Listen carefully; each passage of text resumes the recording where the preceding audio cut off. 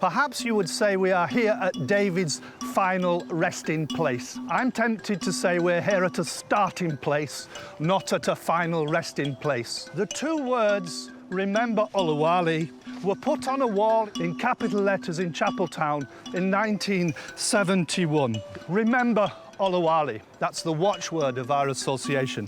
I spoke to a retired bus driver who remembers picking him up and taking him on the bus into the city centre from Armley. I spoke to a person that took him in, a couple that took him in for a meal once. I spoke to a Leeds United fan who stopped me and said, yes, I remember chanting for justice in our city. The memory's still there. David was a working man who stood up for others, but he suffered from that toxic triad of mental illness, homelessness, and racism. And that toxic triad still hits many. I'm thinking of the 1,216 people locked up in Armley prison last night, many of whom suffer with mental illness. I'm thinking of the too many homeless. As we got on the bus, there was a homeless woman, suffered domestic violence, who's been in that position for 4 days as we got on the bus. There was a tent on the green opposite the parish church with a homeless young man in it. Racism is deeply embedded in our society as ever and is evidently viciously resurfacing. I was thinking about the word remember, and I thought the opposite of remember is not forget. The opposite of remember is to dismember, to actually break up a person, pull body and soul apart and leave them in isolated bits. And perhaps our job to remember is to put David Oluwale back together again in our company, in our city, to bring him back to life in our city so that he rises and lives on as a message of resistance and hope against that toxic triad. David, he was found when he was dragged out of the water with a Catholic rosary bead, a prayer bead in his pocket, a meditation, a kind of mantra of meditations hinged on a Catholic crucifix. And this is a Roman Catholic cemetery where he is buried now. So perhaps there could be no more appropriate time in this cemetery than to actually come and commemorate what I would describe as a modern Leeds martyr, not a victim, someone driven out of society, driven from the streets. As the bus driver said to me, we remember that smiling man, and perhaps David's life and death should inspire, and it certainly inspires me, not to mourn, but to action, personally, socially, culturally, and politically, to build a Leeds, our city, in which every person is respected and included, and a city governed by social justice. Holy are you, Lord, all creation calls you God. Worthy is your name. We worship your majesty. Awesome God, how great thou art. You are God, mighty are your miracles. You stand in awe of your holy name. Lord, we bow and worship you. Awesome God, how great thou art. You are God, mighty are your miracles. We stand in awe of your holy name.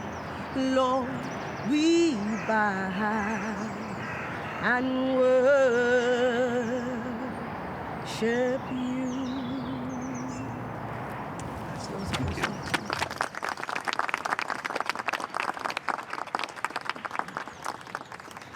Good morning, everyone. My name is Juwon Ogungbe, and I'm going to sing a song called Olokun.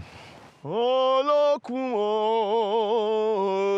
Olokun, owner of the ocean, queen of water, I throw a salute, I greet you, thanking you for everything you've done. David Oluwale came across the sea safely. The vessel known as Temple Bar brought him to these island shores. Following his dream, he took transport with your support. A bountiful lady of the ocean. Olokun,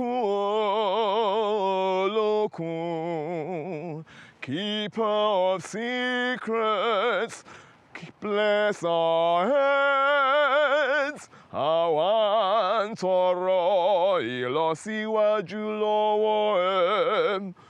Prosperity, Olokun. Prosperity, Olokun.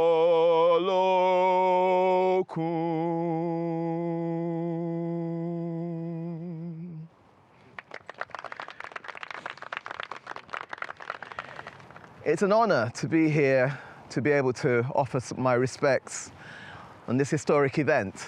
The song I just sang was in tribute to Olokun, who is the Yoruba sea deity, because I feel that water played an important role in David Oluwale's life. Oluwale was brought up in Lagos, which is a city with a port. The name was derived from Lago de Coramo, named by Portuguese sea explorers. He traveled across oceans to arrive in Hull before eventually settling in Leeds. The Africans of David Oluwale's generation who came to Britain for higher education were pioneers. Some of them were privileged, but the majority of them were not.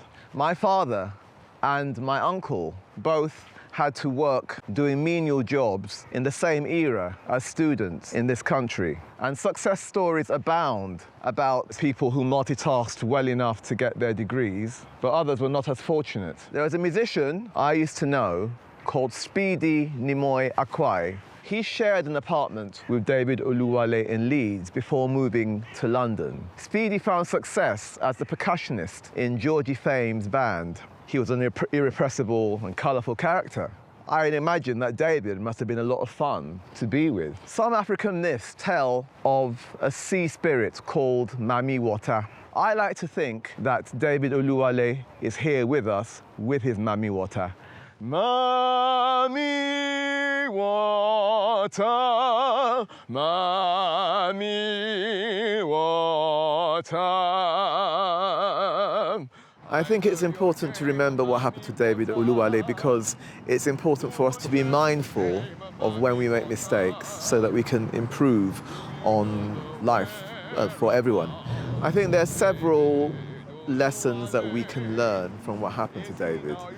He was a British citizen because Nigeria was at that time a British colony when he came to Leeds in search of a better life and a higher education and that sort of thing, and things didn't work out for him. Maybe the grass isn't always greener on the other side, and hopefully the city would have learnt a lot of lessons, as I hope will be the case all over the UK. I wonder how much of what happened to David Oluwale regarding the diagnosis of mental ill health was based on people just not understanding his thought processes, which led to things getting worse in the long run. Let go, Mami Water. I've learned this much from those who know Mami Water.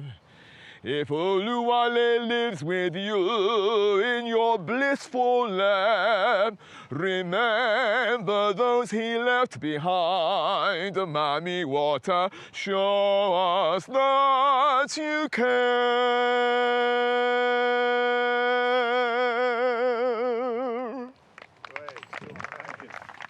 If you gave me a reason, Lord, I I will praise you without a reason. I will still praise you if you gave me a miracle.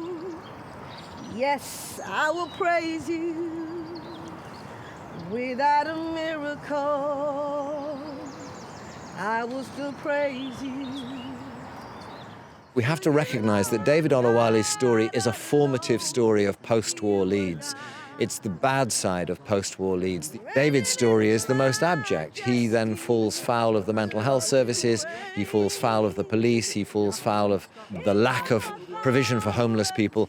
We think this story is one way in which Leeds can reform itself. It can use this story as part of its conscience. It can redeem itself, and asking people to stir their consciences, to recognise the past. We can inspire people.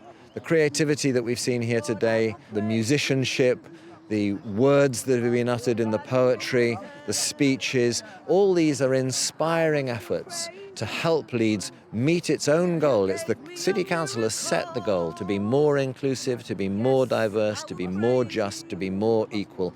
And the Remember Oluwale charity is here in order to assist all those progressive people in those efforts.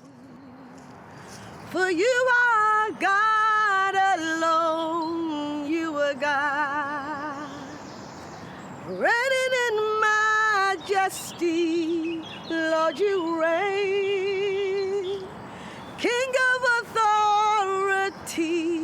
authority, you are God all alone, you are God alone. Thank you. Could you invite Victoria? It's lovely to see so many of you here this morning. It is with heavy but hopeful heart that we gather here today to commemorate the 50th anniversary of the death of our compatriot, Mr. David Oluwale. Unsurprisingly, we do not know much about Mr. Oluwale's background. However, we do know he was born in Lagos, Nigeria, around 1930. We also know that he left Nigeria in August of 1949 as a stowaway on a cargo ship, which arrived in Hull on the 3rd of September 1949. From then on, his life took on a challenging course, with numerous unpleasant encounters with some law enforcement officers of the day. Due to mental health issues, while struggling to survive in his new environment, he ended up in Menson Asylum, where he spent 8 years and received a range of what we now know were controversial treatments. Little surprise then that following his discharge from the Menson facility and with non-existent support from his family or the authorities, he became homeless, thus limiting any chances of his rehabilitation or obtaining meaningful employment. Mr. Oluwale thus descended into the complicated and very challenging life of a vagrant, sleeping rough in the city of Leeds, enduring constant abuse and harassment, often culminating in being moved on from one shop doorway to another. It was on one of those occasions that Mr. Oluwale was found drowned tragically in River Aire, and his body subsequently recovered on the 4th of May 1969. All Mr. Oluwale needed to avert his untimely demise was care, compassion, and support to see him through that difficult phase of his life. We remember him today as a fellow Nigerian and human being, whose life was cut short by the actions of those who, instead of showing him some compassion, constantly persecuted him. Considering Leeds City Council's avowed strategy and aspirations for inclusivity, diversity, and making Leeds a compassionate city, I am hopeful for an improvement in how the city would now handle people like Mr. Oluwale with care and compassion. No one, due to their unfortunate circumstances, should end up in destitution, incarceration, or indeed untimely death. We have come a long way from the 1960s, but we still have some way to go to ensure that the issues that led to the untimely and tragic death of Mr. Oluwale never goes unchallenged or happen again. On behalf of the Board of Trustees of the Nigerian Community Leeds, I wish to thank the Chair, Mr. John Battle, Mr. Max Farah, and the David Oluwale Memorial Association for all they have done to organize this commemoration and for keeping the memory of David alive. May his soul continue to rest in peace while we all draw some strength and comfort from the fact that he will not be forgotten. Thank you very much indeed. You are beautiful beyond description, too marvelous for words. What we can learn from David Oluwale's death today, the need to be compassionate and caring towards fellow humans who are less fortunate or who find themselves in difficult circumstances where all they need is a bit of help just to see them through the difficult times. It's important for us to remember David Oluwale because of the circumstances surrounding his death, which was mostly discrimination and racism, which was endemic in the 60s. So we need to remember him just to try to keep working towards eradicating racism and discrimination in society. Holy God, to whom all praise is due. I stand in awe of you. My name's Galvin, and I am the son of Police Constable Gary Galvin, who was the young cadet who whistle blew what those officers had done in 1969 to David. And of course, it's one of the reasons why we now know what the story of David is all about, and one of the reasons that we're here today. I'm also a serving police officer in West Yorkshire Police. And can I first of all just say, I'm used to delivering briefings to officers and staff and standing in front of people, but wow, what an unbelievable, poignant moment this is. Some fantastic speakers, and the performers are absolutely wonderful. So I stand in front of you with a lot of nerves, but I just wanted to spend a couple of minutes, if I may, just building on something that John had said. And John spoke about the remember of David, and that it's not just about that person, but around those whole circumstances. So unfortunately, my father's not with us any longer. He passed away in 2002 after completing a 30-year police career and looking forward to his retirement. He sadly passed away from cancer 2 weeks after his 50th birthday. But I've had the absolute privilege and honour to be involved with the David Oluwale Memorial Association for a number of years now, and able to keep his memory alive. The events of 1969 had a profound effect on my father, a man who up until that point had been a team player, had a wide circle of friends, and had been involved in lots of team sporting activities. As a result of some of the reaction he got from colleagues and other people within society at that time, became quite a solitary individual. But with that came a lot of strength, because he would never ever let his morals and his ethics wane. And that is something that he instilled in me and my brother. And he never told me about this story. He told me about this story in his last few months of life, when he was poorly within a hospice. And he revealed to me a scrapbook of the memories that he had kept. And within it was lots of newspaper articles. And the things that I picked out more were letters from all over the world, praising him for his courage.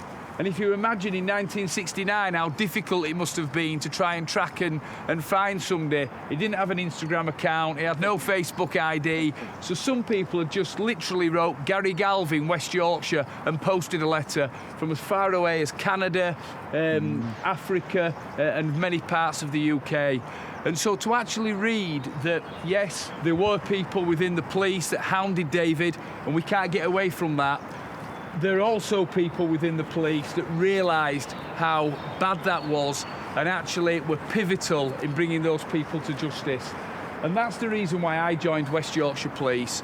I joined West Yorkshire Police because, let me tell you, working with the 9,000 staff that we have every single day, there are far more Gary Galvins in West Yorkshire Police than there are Kitching and Ellerkers.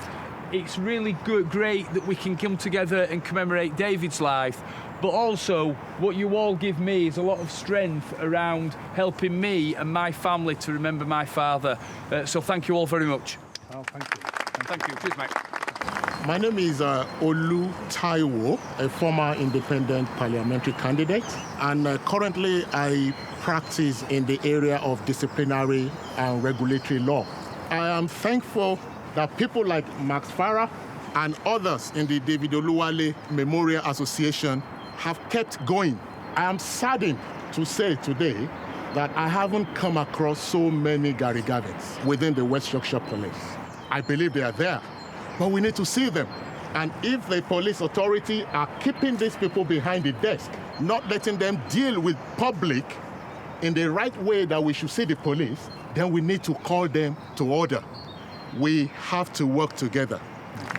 My name is John Ibo. I'm a member of the Nigerian Community Leeds. Leeds has changed tremendously, and we would like to think that we're part of that evolution. The story of David should never be repeated.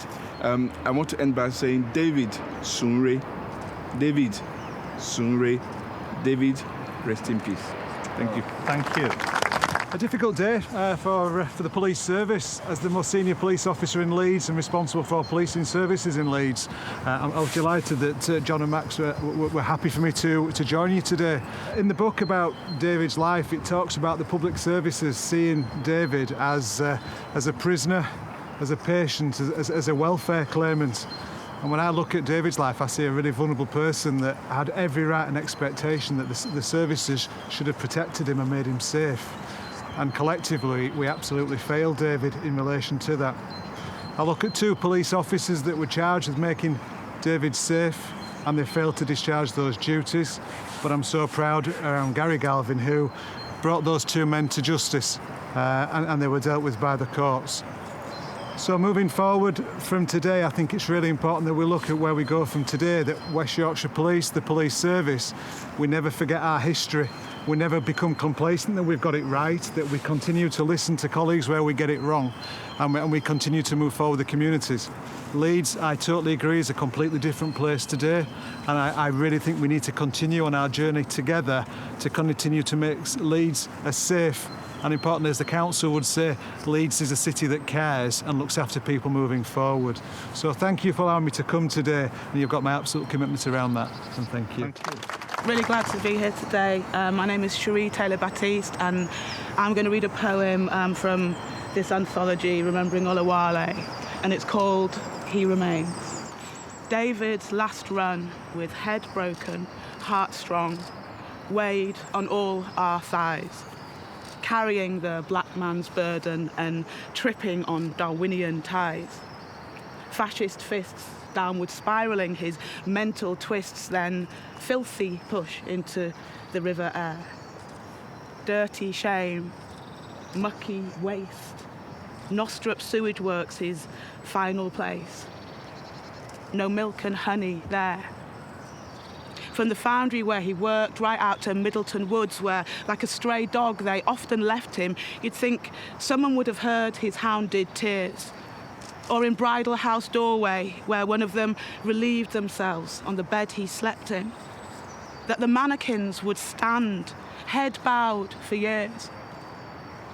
But at the Market Tavern, they didn't pause, pints down and lips not yet wet. And at Millgarth, some say to its very last day, they'd still not truly heard David yet.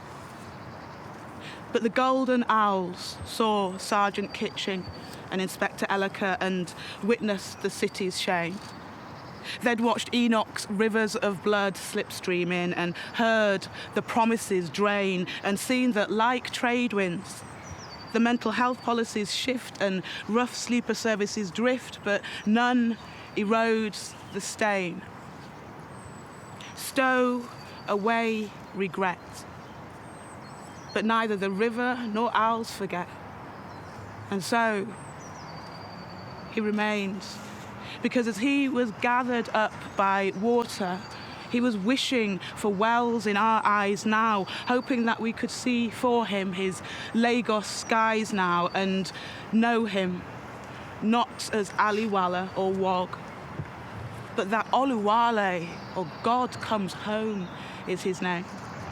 And write it with the Trayvon Martins, the Bicos, the Sarah Reeds in the scorebook of injustice end games, because we're still in same mire, simmering with David's fire, but Yorkshire winds gently cultivate space for him and fan his flames. And with the sparks, hope flies. And even in the mist of our sighs, he is breathing. He remains. Thank you. Thank you. The song that I've created, inspired by these thoughts about David and nightlife and, and that sort of thing. We must always look at things and bear in mind that we're all people. This song is called Don't Pick on Me, Officer. It's important that we are able to recognise vulnerable people within our community, and that we have to recognise that all of the community and support services all need to work together in order to protect vulnerable people. It's important that we don't ever forget our history. We need to remember our history, but more importantly, learn from our history. And poignantly for me personally, as my father was involved in the whistleblowing that led to this story being known, it's really important that it gives me an opportunity to remember my father and what a moral and ethical person he was, and that's still really important today more than ever. I'm dressed to the nines, looking for good times, acting like a Yankee who wants to spend some dimes. Can't you see that I'm looking for someone nice? Oh yeah, when I take her home, I'll feed her sugar and spice. Juwon, thank you.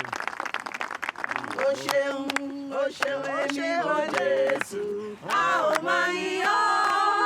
Ó ṣé o Jésù, Ọlọ́run ayọ̀ wa.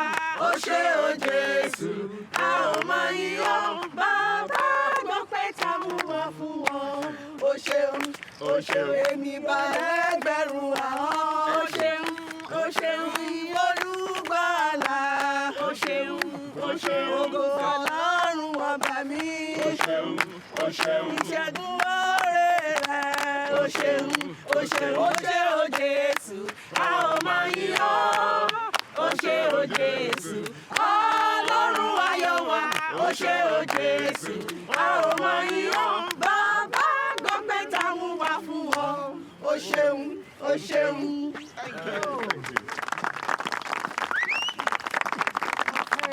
We're here together to shape the future, that we draw strength from what happened to David, from David's life and death. So perhaps from here we can draw on that strength together to work personally, socially, culturally, economically, and politically to shape our city together for the future. And on that note, can I sincerely thank everyone for this great gathering, young and old, from our whole city coming together this morning.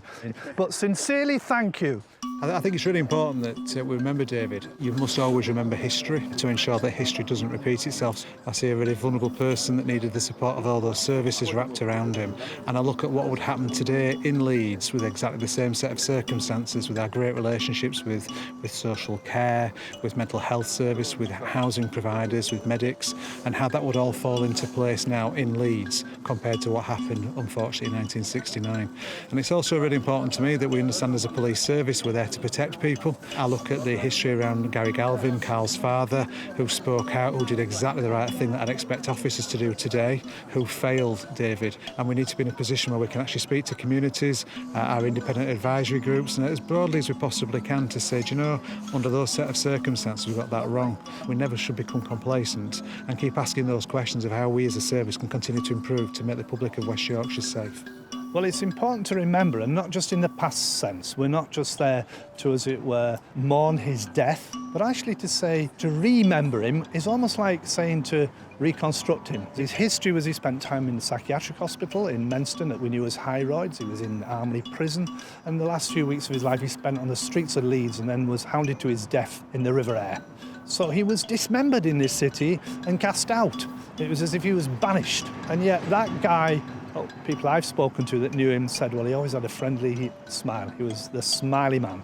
He always respected other people. He stood up for other people at his place of work.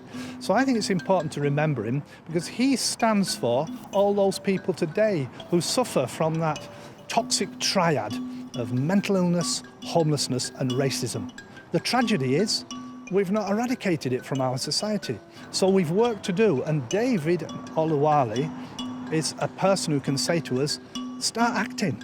So it's a call to action, and the call to action is to us personally, socially together, and the lessons are that we can all do something in those areas. Personally, the small word of welcome, the smile that David shared. But on the other hand, we can have the courage to challenge unjust carry on where social injustice reigns and shouldn't do. So we remember him, we put him back together because we place him again at the heart of our community and we say no person is left out.